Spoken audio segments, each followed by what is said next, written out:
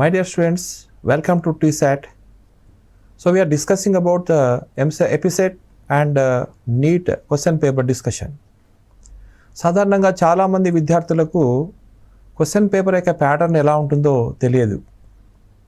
మరి కాబట్టి question paper ఎలా ఉంటుంది, దాన్ని ఎట్లా అనాలిసిస్ చేయాలి, కరెక్ట్ అయినటువంటి ఆన్సర్ ఎలా ఇవ్వాలి అనే విషయం మీద ఈరోజు మనం డిస్కస్ చేస్తున్నాం. ఇంతకుముందు ఓరియంటేషన్ ఎప్సెట్ కానీ ఎంసెట్ యొక్క తర్వాత నీట్ యొక్క ప్రోగ్రామ్ మీద డిస్కస్ చేయడం జరిగింది. అందులో భాగంగానే మేము కొన్ని క్వశ్చన్స్ను సెలెక్ట్ చేశాము. ఆ క్వశ్చన్స్ ఎలా ఉంటాయి, ఏ విధంగా అనాలిసిస్ చేయాలి, దానికి ఏ విధ రకమైనటువంటి ఆన్సర్ ఇవ్వాలి అనే దాని గురించి ఈరోజు మనం డిస్కస్ చేయబోతున్నాం. ఈ యొక్క డిస్కషన్ వల్ల మీకు చాలా లాభం అవుతుంది. చాలామంది చదువుతున్నటువంటి విద్యార్థులు, ఇంటర్మీడియట్ చదువుతున్నటువంటి విద్యార్థులకు ఒక అపోహ ఉంటుంది. నీట్ ఎప్సెట్ అనేటువంటిది ఎలా ఉంటుంది, ఏ విధంగా ఉంటుంది అనేది మీకు ఆలోచన వస్తూ ఉంటుంది. ఈ ఆలోచన అనేది తీసేయండి. అది సాధారణమైనటువంటి ఒక క్వశ్చన్ పేపర్, అది అందులో నుంచి సెలెక్షన్ చేసుకోవాల్సినటువంటి అవసరం ఉంటుంది ఆన్సర్స్. కాబట్టి క్వశ్చన్స్ను అనాలిసిస్ చేస్తూ ఒక అంశమును మనము కరెక్ట్ అనుకున్నప్పుడు పక్కన పెట్టుకొని, ఒక అంశం కరెక్ట్ కానప్పుడు దాన్ని పక్కకు తీసివేసి అట్లా రిమూవ్ చేస్తూ అసలైనటువంటి ఆన్సర్ను మనం ఐడెంటిఫై చేయాల్సిన అవసరం ఉంటుందన్నమాట. కాబట్టి ఇందులో క్వశ్చన్స్ చాలా రకాలు ఉంటాయి. అసర్షన్ రీజన్ అనేటువంటి క్వశ్చన్స్ కొన్ని ఉండవచ్చు. మరికొన్ని జస్ట్ ఓన్లీ 4 ఆప్షన్స్ ఇచ్చి అందులో నుంచి ఐడెంటిఫై చేయడం జరుగుతుంది. మరికొన్ని మ్యాచింగ్ టైప్లో క్వశ్చన్స్ ఉంటాయి. మరికొన్ని ఐడెంటిఫై ద కరెక్ట్ పెయిర్స్ అని అడుగుతాడు. మరికొన్ని ఎట్లా ఉంటాయంటే 2 వ్యతిరేకమైనటువంటి అంశాన్ని గుర్తుపట్టమంటాడు. ఈ రకంగా రకరకాల క్వశ్చన్స్ యొక్క క్వశ్చన్ ప్యాటర్న్ ఉంటుంది, టైప్ ఆఫ్ క్వశ్చన్స్ ఉంటాయి. కానీ ఎటువంటి టైప్ ఆఫ్ క్వశ్చన్స్ ఉన్నా కూడా సబ్జెక్ట్ అనేటువంటి అంశం మీద చాలా కాన్సన్ట్రేట్ చేసినట్టయితే మీరు ఖచ్చితంగా విజయం సాధిస్తారు. కాబట్టి ఈ యొక్క క్వశ్చన్ పేపర్ యొక్క అనాలిసిస్ లోపల మనకు కొన్ని క్వశ్చన్స్ తీసుకున్నాం. ఇక్కడ ఆ క్వశ్చన్స్ అన్నిటి కూడా మనం డిస్కస్ చేద్దాం. 1 by 1 క్వశ్చన్ తీసుకుందాం. ఫస్ట్ క్వశ్చన్ ఏంటంటే అసర్షన్ అండ్ రీజన్. అసర్షన్ లోపల ఏంటంటే ఒక స్టేట్మెంట్ అనమాట. అసర్టివ్ స్టేట్మెంట్ ఉంటుంది. ఆ స్టేట్మెంట్ కరెక్టా కాదా అనేది తెలుసుకోవాలి. ఆ స్టేట్మెంట్ యొక్క అంశం కరెక్ట్ అయినట్టయితే రీజన్ అయి ఉంటుంది, ఆ రీజన్ కూడా ఎలా ఉండాలి. 2 కరెక్ట్ అయితే ఒక ఆన్సర్ ఉంటుంది. స్టేట్మెంట్ కరెక్ట్ ఉండి రీజన్ సరిగా లేకపోతే ఒక ఆన్సర్ ఉంటుంది. ఇంకొకటి ఎట్లా ఉంటుందంటే అసర్షన్ తప్పు ఉందని, రీజన్ రైట్ ఉందని, రీజన్ రైట్ ఉందని, అసర్షన్ తప్పు ఉందని అనే ఆప్షన్స్ ఉంటాయన్నమాట. కాబట్టి అసర్షన్ రీజనింగ్ అనేటువంటి అంశాన్ని మీరు దృష్టిలో పెట్టుకొని ఆ యొక్క ఆన్సర్ని ఐడెంటిఫై చేయాల్సి ఉంటుంది. First question. సో అసర్షన్లోకి వస్తే ఇది ముఖ్యంగా మైక్రోబ్స్ సంబంధించినటువంటి విషయాలు, ముఖ్యంగా మైక్రోబ్స్ మినరల్ న్యూట్రిషన్లో వస్తుంది క్వశ్చన్ ఇది.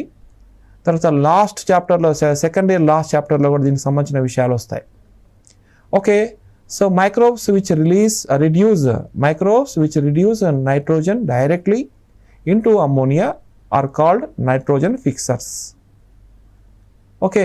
రీజన్లోకి వస్తే nitrogen fixers are capable of performing nitrogen reduction due to the presence of nitrogenase.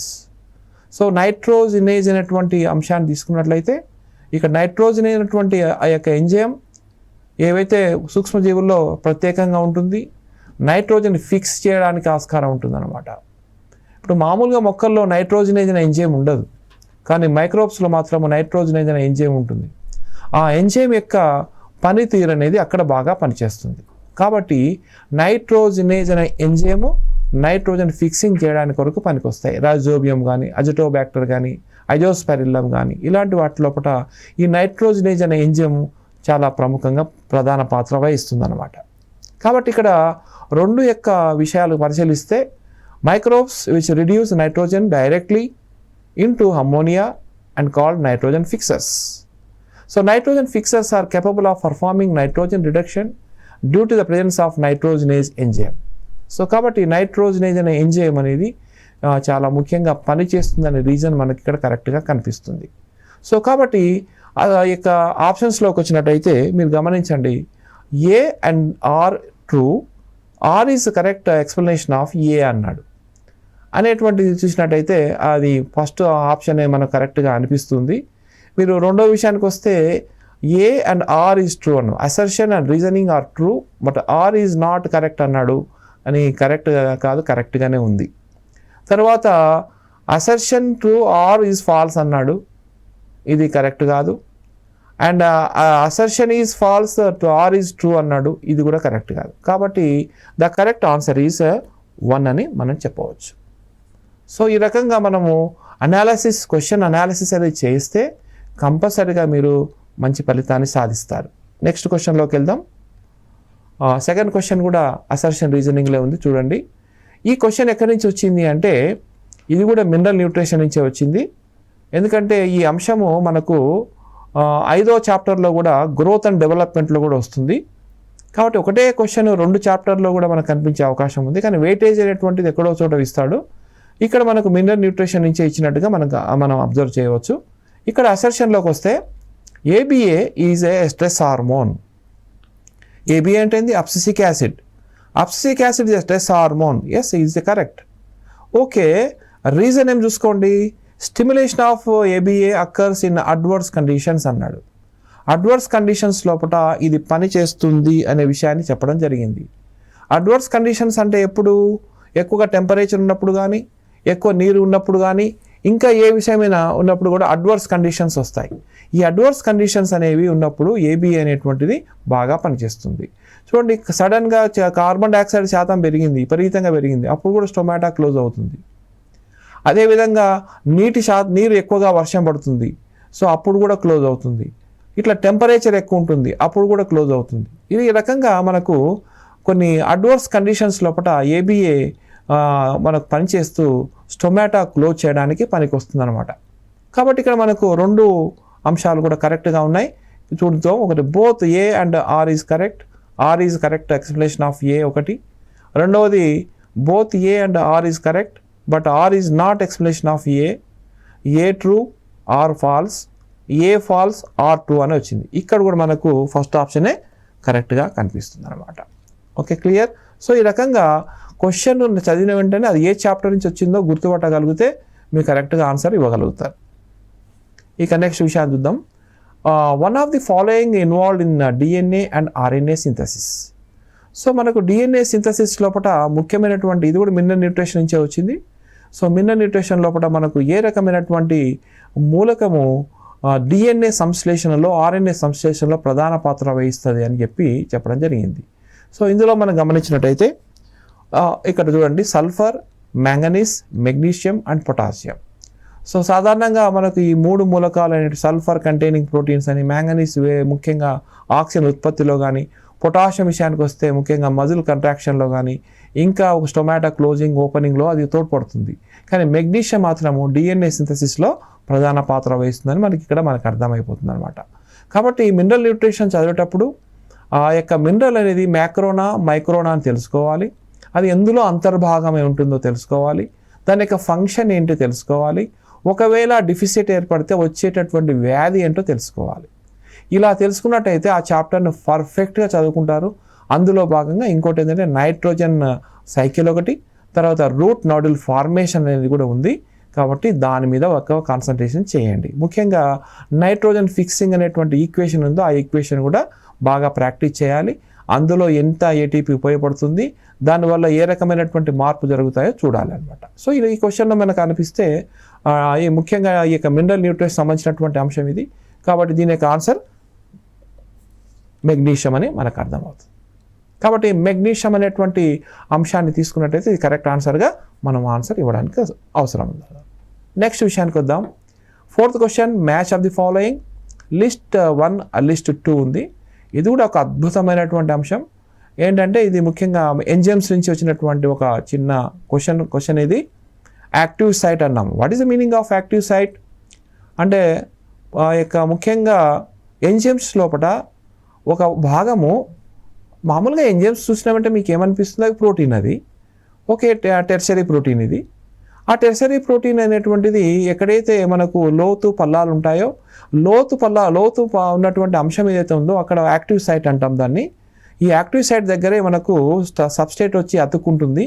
అతుక్కున్న తర్వాత సబ్స్ట్రేట్ మాలిక్యూల్లో మార్పు వస్తుంది. కాబట్టి ఇది ఒక 3D స్ట్రక్చర్ లాగా కనిపిస్తుంది అనమాట యాక్టివ్ సైట్ అనేటువంటిది.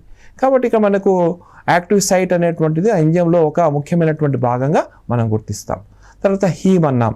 సో హీమ్ అనేటువంటి భాగం అనేటువంటిది ఎందుకు ముఖ్యంగా ఏం కనిపిస్తుందంటే ఇక మామూలుగా కొన్ని ఎంజైమ్స్ అన్నీ కూడా కొన్ని ప్రత్యేకమైనటువంటి భాగాలు కలిగి ఉంటాయి. అందులో ప్రొస్థెటిక్ గ్రూప్ అనేటువంటిది మనకు కనిపిస్తాయి అన్నమాట. ఇక హీమ్ అనేటువంటిది ప్రొస్థెటిక్ గ్రూప్గా కనిపిస్తుంది.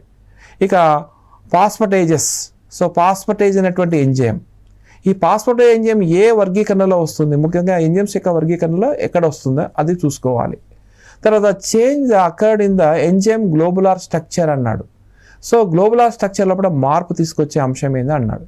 ఇది ఇవన్నీ కూడా మనం డిస్కస్ చేసినట్టయితే యువతల వైపు ఏమున్నాయి, ఒకటి hydrolysis, metal ion like copper and mercury, 3D structure, lysis, prosthetic group.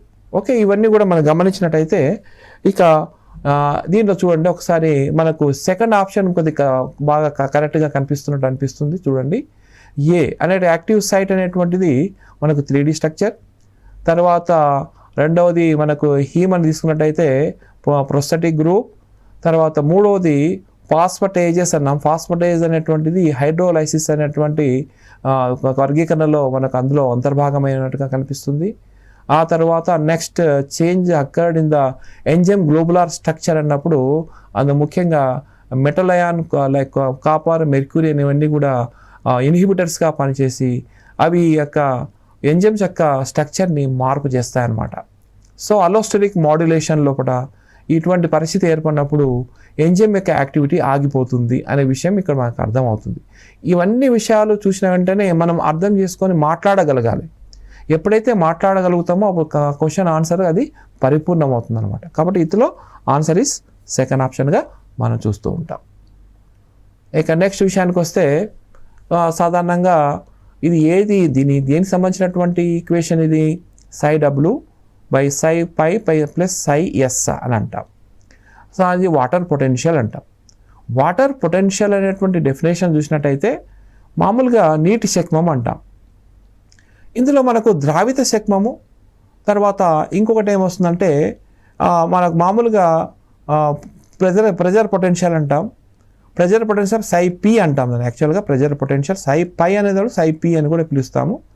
Sye P plus psi yes అంటే రెండు అంశాలు కూడా pressure potential and solute potential. ఈ సొల్యూట్ పొటెన్షియల్ అనేటువంటి అంశం ఏంటంటే ఆ యొక్క ద్రావణం లోపల ఎంత ద్రావితము కలిగి ఉంది, ఎంత ద్రావితం ఎక్కువ కలిగి ఉంటే వాటర్ పొటెన్షియల్ తగ్గిపోతుంది. ఎంత సొల్యూట్స్ ఏవైతే ఎంత తక్కువగా ఉంటాయో ఆ ద్రావణానికి ఎక్కువ పొటెన్షియల్ ఉంటుంది. సో కాబట్టి ఇక్కడ ఏమంటుందంటే సై డబ్ల్యూ ఈక్వల్ టు సై పై అని చెప్తున్నాం కదా. అంటే ఇక్కడ ఏంటంటే మామూలుగా ఆస్మాటిక్ పొటెన్షియల్ అంటాం. ఈ ఆస్మాటిక్ పొటెన్షియల్ మనకు సై ఎస్గా మనకు చెప్తూ ఉంటారు. సై పి అంటే pressure potential and so pressure potential దేనికి సంబంధించింది అంటే ప్రెజర్ పొటెన్షియల్ నీటి యొక్క శాతానికి సంబంధించింది. నీటి యొక్క శాతం పెరిగే కొద్దీ కణం లోపల ఆ స్వేచ్ఛాణువుల సంఖ్య పెరుగుతుంది. స్వేచ్ఛాణువుల సంఖ్య పెరిగినప్పుడు వాటర్ పొటెన్షియల్ కూడా పెరుగుతుంది అన్నమాట. సో మనకు ఇక్కడ సాధారణంగా ఒక కణము ప్లాస్మలైజ్ అయిందంటే అది దేన్ని సూచిస్తుంది అనే విషయాన్ని ఇక్కడ మనకు కనిపిస్తుంది అన్నమాట. అదొకటి. అంతేకాకుండా ఇంకోటి చూడండి, మీరు ఒకసారి గమనించండి.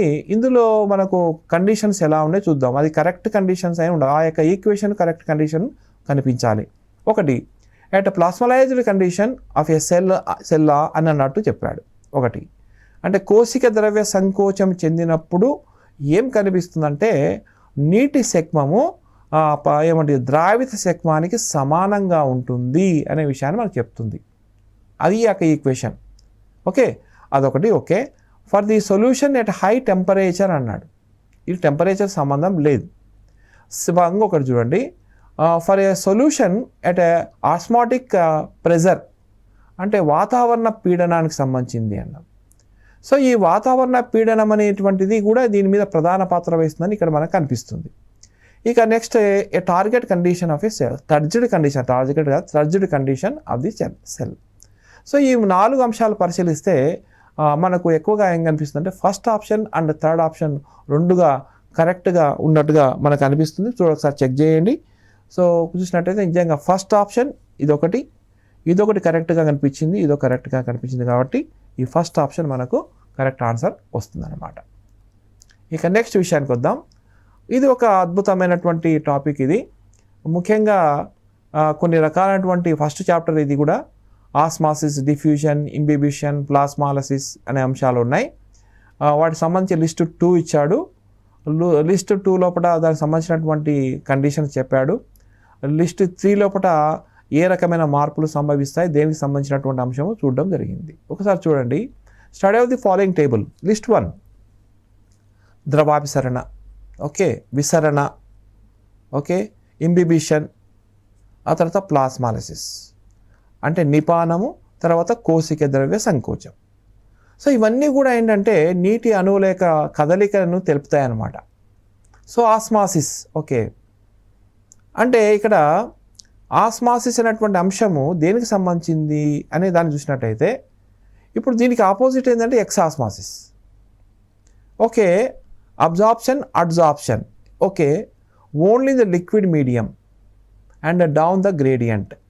సో ఈ 3 అంశాలు దేనికి సంబంధించిందో మనం చూడాలి. ఆస్మాసిస్ సంబంధించి అవి ఏ దానికి అటాచ్ అయితే చూడండి. అదేవిధంగా తీసుకున్నట్టయితే possible in liquids and solids also, and absorption of water by root hairs, salting of pickles and dry seeds. ఇవన్నీ మనం గమనించినట్టయితే ఇది ఒక్కో దాన్ని అటాచ్ చేసుకుంటూ పోతే ఏ దానికి అటాచ్ అయిందో మనం చూద్దాం.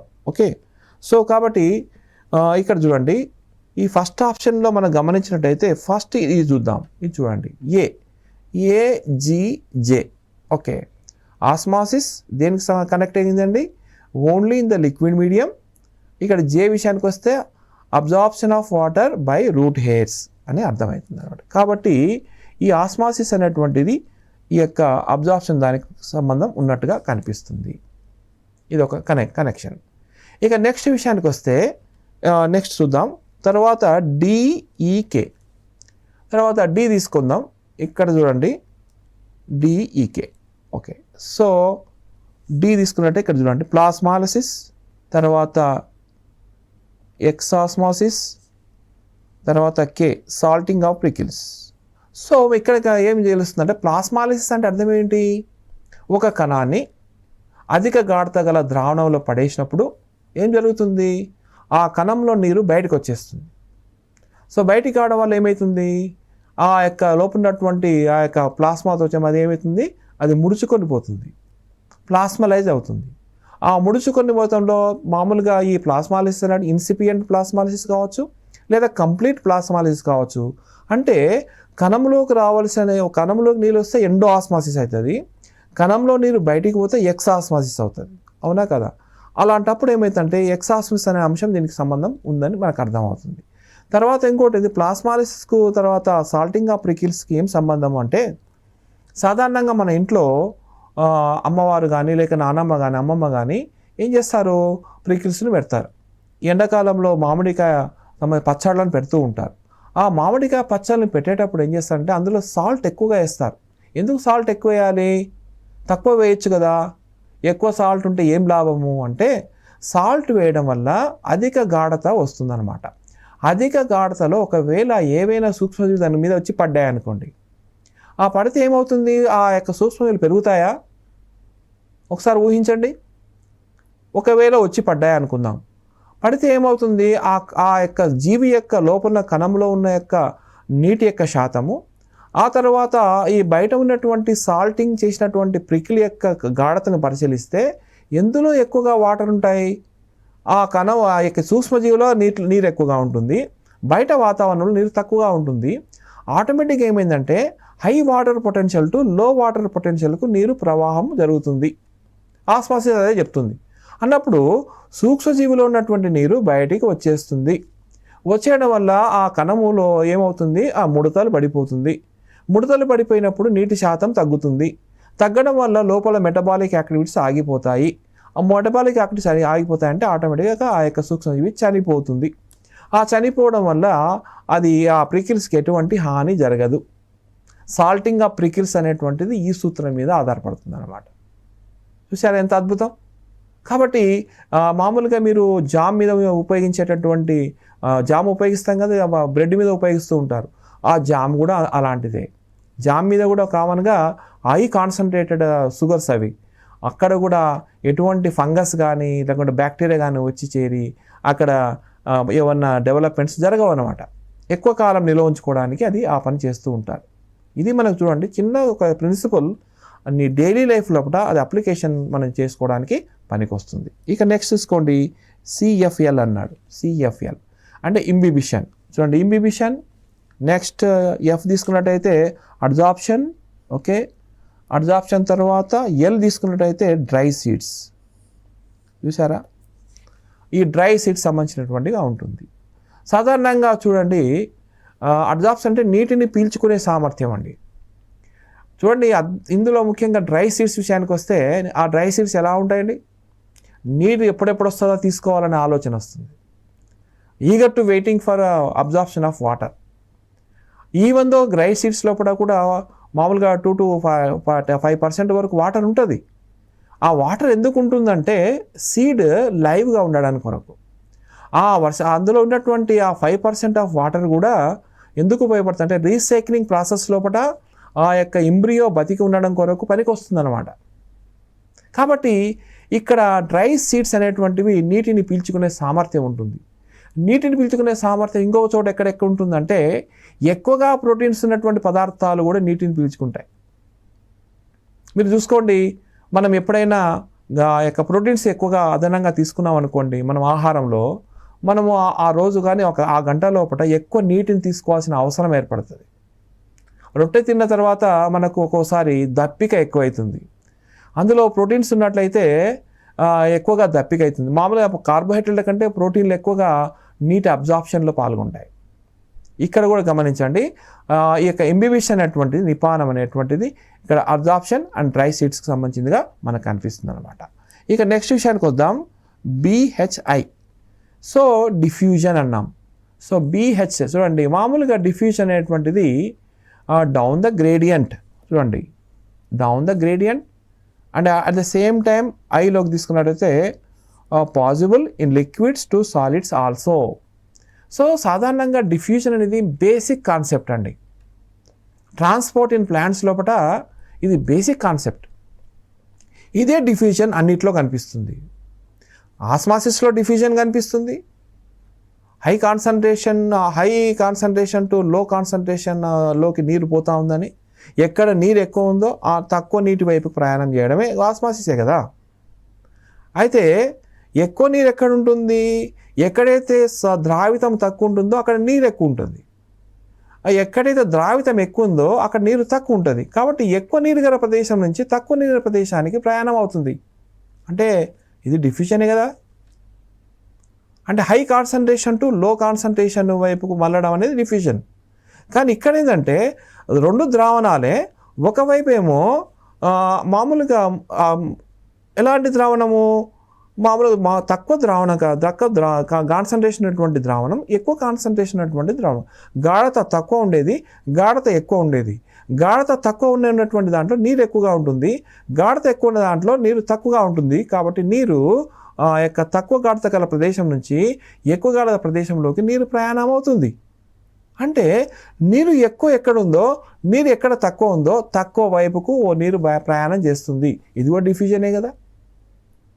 ఓకే, నెక్స్ట్ కమింగ్ టు ఇంబిబిషన్లోకి వద్దాం. ఇంబిబిషన్ అంటే అర్థం ఏంటి? మామూలుగా నీటిని పీల్చుకునే సామర్థ్యం. అంటే ఎక్కడైతే నీరు తక్కువ ఉందో, ఎక్కడైతే నీరు ఉందో ఆ నీటిని స్వీకరించడం అనమాట. అబ్జార్ప్షన్ అంటాం దీన్ని. సో ఆ యొక్క అబ్జార్ప్షన్ అనే లక్షణం ప్రోటీన్లకు ఎక్కువగా ఉంటుంది. మామూలుగా చూడండి, జొన్న విత్తనాలు మామూలుగా పీ విత్తనాలు కానీ లేక ఇంకా ఏంటి గోధుమ విత్తనాలు తీసుకున్నట్టయితే పీ ప్లాంట్ లోపల ఎక్కువగా ప్రోటీన్స్ ఉంటాయి. ఆ బఠానీ లోపల ఎక్కువగా ప్రోటీన్స్ ఉంటాయి. కాబట్టి ఆ ప్రోటీన్స్ ఉన్నటువంటి విత్తనాలు ఎక్కువ నీటిని స్వీకరిస్తాయి తొందరగా. కాబట్టి ఇక్కడ ఇంబిబిషన్లో కూడా గమనించండి, ఎక్కువ నీరున్న ప్రదేశం నుంచి తక్కువ ఉన్న ప్రదేశంలోకి వస్తాయి. మామూలుగా చూడండి, ఒక చిన్న గ్లాసులో నీళ్ళు పెట్టాము, అందులో డ్రై సీడ్స్ని వేసాం. ఏం జరుగుతుంది? గ్లాసులో ఉన్న నీరు డ్రై సీడ్స్లోకి వెళ్ళిపోతాయి. అవునా కదా? డ్రై సీడ్స్లో అవి ఉబ్బుతాయి, దాని యొక్క సైజ్ పెరుగుతాయి. ఆ సైజ్ పెరగడంలో కూడా డిఫ్యూజన్ ఉందండి. ఓకే, అర్థమైందా? డిఫ్యూజన్ అనేది బేసిక్ కాన్సెప్ట్ అండి. నీటి రవాణాకు బేసిక్ కాన్సెప్ట్గా ఉపయోగపడుతుంది. అంతేందుకు ప్లాస్మాలసిస్లో విషయానికి వస్తే దీనిలో చూడండి, ఒక కణం లోపల నీరు ఏదైతే ఉందో ఆ నీరు శాతం తక్కువగా ఉన్నప్పుడు బయట నీరు ఎక్కువగా ఉంది, లేదా మామూలుగా ఒక కణాన్ని తీసుకెళ్ళి అధిక గాఢత గల ద్రావణంలో పడేసినప్పుడు ఏం జరుగుతుంది? ఆ కణంలోని నీరు బయటకు వచ్చేస్తుంది. ఎక్సాస్మాసిస్ జరుగుతుంది. ఎక్సాస్మాసిస్ ఎందుకు జరగాలి అంటే ఆ కణంలో నీరు తక్కువగా ఉన్నాయి, బయట నీరు మా కణంలో నీరు ఎక్కువగా ఉంది, తర్వాత బయట ప్రపంచం లోపల నీరు తక్కువగా ఉంది. అంటే ఎక్కువగా ఉన్న నీటి ప్రదేశం నుంచి తక్కువగా నీటి ప్రదేశంలోకి నీరు ప్రయాణం చేయాలి.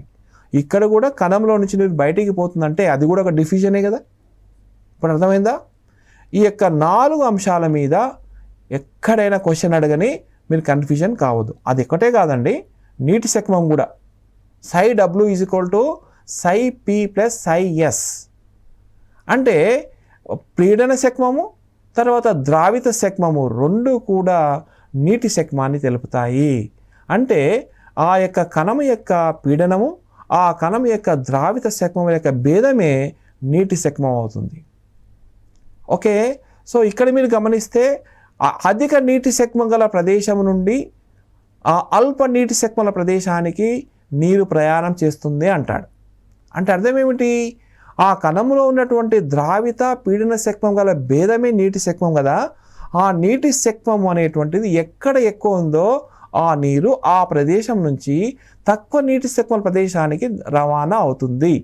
అంటే ఇక్కడ కూడా డిఫ్యూజనే కదా. కాబట్టి ఈ అంశాలను మీరు బాగా గమనిస్తే అసలైనటువంటి ఏ కాన్సెప్ట్ ఇచ్చినా కూడా మీరు ఆన్సర్ ఇవ్వడానికి ఉపయోగపడుతుంది. నేను ఎందుకు ఇంతసేపు ఇక్కడ ఉండాల్సి వచ్చిందంటే ఈ క్వశ్చన్ ఈ చాప్టర్కు పూర్తిగా మనకు ఆన్సర్ ఇవ్వగలుగుతుంది అనమాట.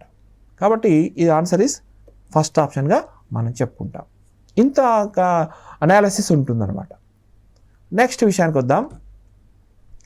Okay, identify the cofactor present in an enzyme which catalyse the break down of H2O2.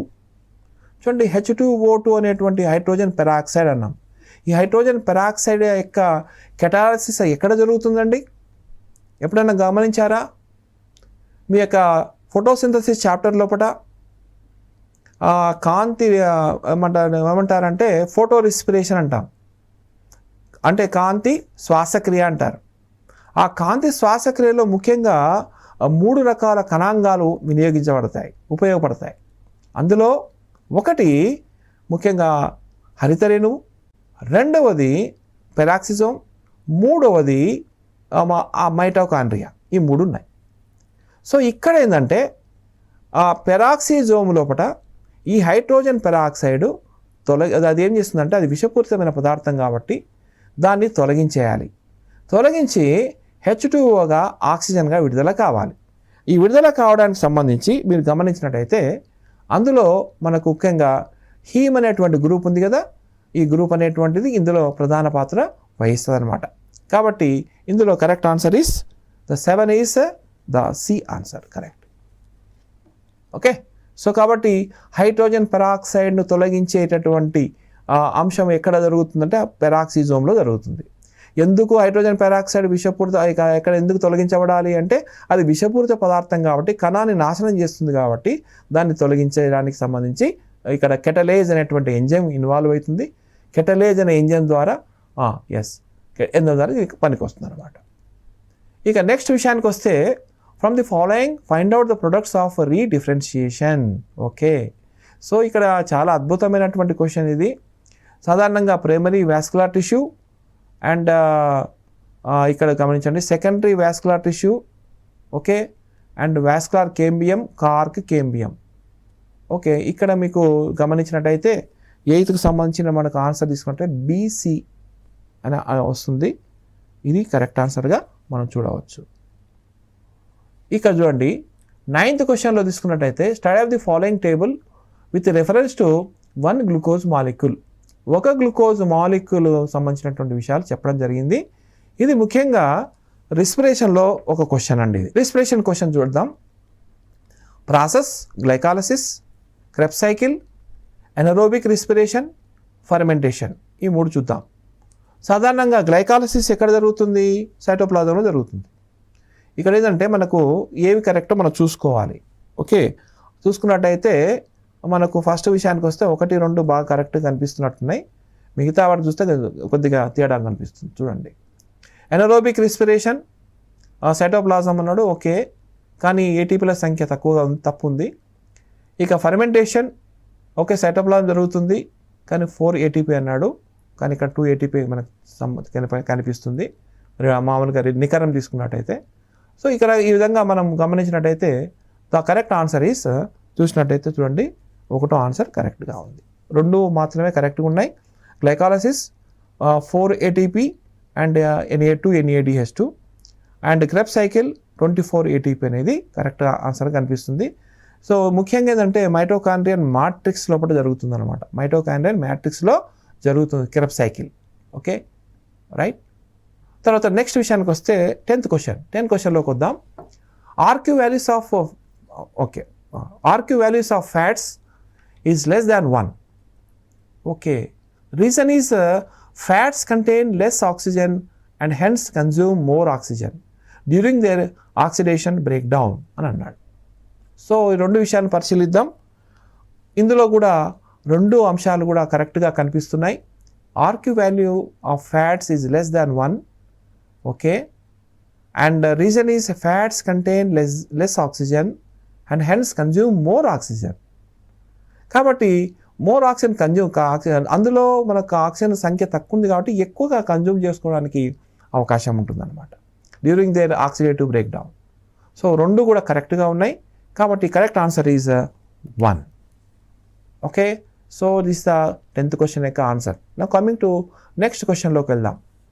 For every molecule of glucose, okay, every molecule glucose during glycolysis, the ratio between liberated pyruvic acid molecules and net gain of ATP molecules forward is అన్నాడు.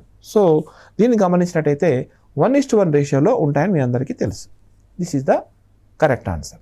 Okay, so next questions మళ్ళీ తర్వాత క్లాస్లో మనం చూద్దాం. Thank you.